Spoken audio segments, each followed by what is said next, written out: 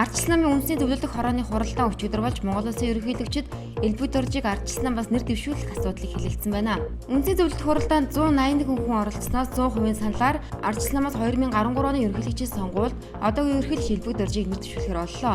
Ингэснээр Монгол Улсын ерөнхийлөгч нэр дэвшихээр Монгол Ардын намаас Батэрдэн ардчилсан намаас Элбэг Дорж нараар өрсөлдөх нь тодорхой боллоо. Ардчилсан намын үндэсний зөвлөлдөх хорооны хуралдаан Монгол Улсын ерөнхийлөгч нэр дэвшигчийг сонгох журыг баталсны дараа хаалттай хуралдаж ардчилсан намын ерөнхий нарийн бичгийн даргын үүрэг гүйцэтгэгч оюун дарыг жинхлэх асуудлыг хэлэлцсэн байна. Ардчилсан намын ерөнхий нарийн бичгийн даргын үүрэг гүйцэтгэгч оюун дарыг жинхлэх асуудлыг хэлэлцээд үндэсний зөвлөлдөх хорооны гишүүдийн олонхын саналаар ардчилсан намын ерөнхий нарийн бичгийн даргын үүрэг гүйцэтгэгч оюун дар ардчилсан намын ерөнхий нарийн бичгийн даргаар томилогдлоо.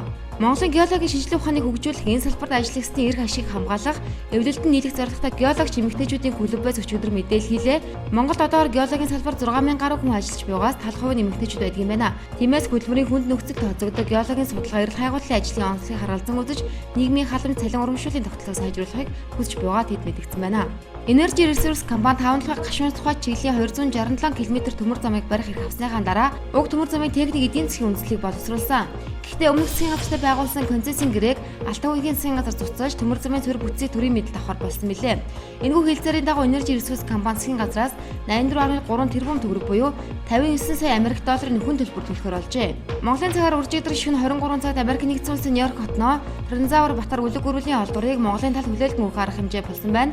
Уг арга хэмжээд Монголын талаас Монгол ерөнхийлөгчийн хамгийн газрын дарга цагаан улсын хурлын гишүүн соёл спорт ажил жуулчлалын оюун гэрэл нарын хүмүүс оролцсон байна. Нью-Йорк хотын прокурор Барарагийн хэлснээр Батараас гадна 16 үлэг гөрвөлийн ясыг Монголд хүлээлгэн өгөхөөр болсон байна.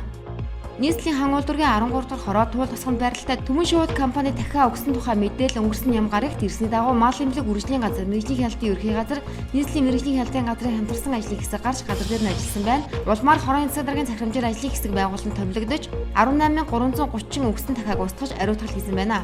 Өнгөрсөн жилийн байр наадамд улсын арслан Мөнхбаатар улсын начин цол шинээр хүртсэн суугч жаргаларын ёс төрцөөс сэргээшийн төрлийн бэлтгэл илэрснээс ардын өсгөлийн 91 жилийн байр наадмын 5-6-7-гийн даваанд давсан даваа хүчингүй болгож чимийг нь хураах улсын начин суугч жаргалын 6 сар байрлал хэрхийг нь хассан. Тэгвэл өчигдөр сэрэж хэрэглэсэн бүхэд авдагч шороодсон улсын начин амар төвшин улсын харцаг санжирнарт Монгол Улсын ерөнхийлөгчийн зарилгаар Монгол Улсын шадар сайд бөгөөд улсын байр наадмын комиссийн дараа тэр биш дав улсын цолыг нь гардуулж өгсөн байна. Ерөнхий зэрэг ногоо намын жигүүрийн гишүүд болох Батял нарын хүмүүс намынхан гишүүнчлээ татгалзаж байгааг мэдгэлээ. Учир нь ерөнхий зэрэг ногоо намын ашиг сонирхлын нэгдэл болон хуурсан босоо удирдлагатай дотоод ардчлалгүй намын цөөн гишүүн шийдвэр гаргадаг зэрэг үндэслэлүүд байсан учраас энэхүү намаас гарахаар шийдвэрлсэн байна. Тэд нэг Монгол хөдөлгөөн байгуулан ажиллахаа мэдгэлээ.